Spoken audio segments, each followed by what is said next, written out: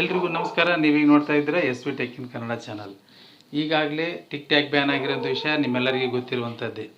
ಆದರೆ TikTok ಬದಲಿಗೆ TikTok pro ಬಂದಿದೆ, ಅದನ್ನು ಡೌನ್ಲೋಡ್ ಮಾಡಿ ಅನ್ನುವಂಥ ಒಂದು ಲಿಂಕು ಈಗಾಗಲೇ ನಿಮ್ಮ ಮೊಬೈಲ್ಗಳಲ್ಲಿ ಬಂದಿರಬಹುದು, ಇಲ್ಲ ಬರಲೂಬಹುದು. ಆದರೆ ಆ ಒಂದು ಲಿಂಕ್ ಮೇಲೆ ನೀವು ಕ್ಲಿಕ್ ಮಾಡಿ ಆ ಒಂದು ಟಿಕ್ ಟ್ಯಾಕ್ ಪ್ರೋ ಅನ್ನು ಡೌನ್ಲೋಡ್ ಮಾಡಿದರೆ ಏನಾಗುತ್ತೆ, ಡೌನ್ಲೋಡ್ ಮಾಡಬೇಕೋ ಮಾಡಬಾರ್ದು ಅನ್ನೋದನ್ನು ಈ ಒಂದು ವಿಡಿಯೋದಲ್ಲಿ ತಿಳಿಸ್ಕೊಡ್ತಾ ಇದ್ದೀನಿ.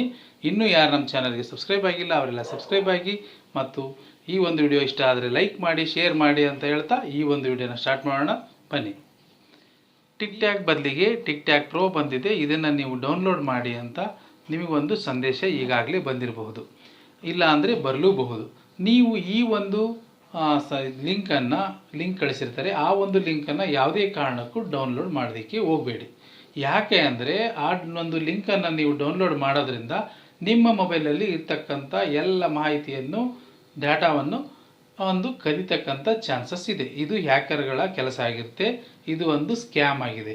ಆದ್ದರಿಂದ ಯಾವುದೇ ಕಾರಣಕ್ಕೂ ನೀವು ಆ ಒಂದು ಲಿಂಕನ್ನು ಡೌನ್ಲೋಡ್ ಮಾಡೋದಕ್ಕೆ ಹೋಗಬೇಡಿ ಅನ್ನೋದನ್ನು, ಕೇವಲ ಅದು 2 MB ಮಾತ್ರ ಇರುತ್ತೆ, ಅದನ್ನ ಯಾರೂ ಡೌನ್ಲೋಡ್ ಮಾಡೋದಕ್ಕೆ ಹೋಗಬೇಡಿ ಅಂತ ಹೇಳೋದಕ್ಕೆ ಈ ಒಂದು ವಿಡಿಯೋನ ಮಾಡಿದ್ದೀನಿ. ಅದಲ್ಲದೆ ನಿಮಗೆ ಟಿಕ್ ಟ್ಯಾಕ್ ಥರ ನೀವೇನಾದರೂ ಒಂದು ಅಪ್ಲಿಕೇಶನ್ ಯೂಸ್ ಮಾಡಬೇಕು ಅನ್ನೋದಾದರೆ ಭಾರತದ ಅನೇಕ ಆ್ಯಪ್ಗಳಿವೆ. ರೋಪಸ್ ಅಂತ ಇದೆ, ಚಿಂಗಾರಿ ಅಂತ ಇದೆ, ಇನ್ನು ಹಲವಾರು ಆ್ಯಪ್ಗಳು ಬರ್ತಾನೂ ಇವೆ.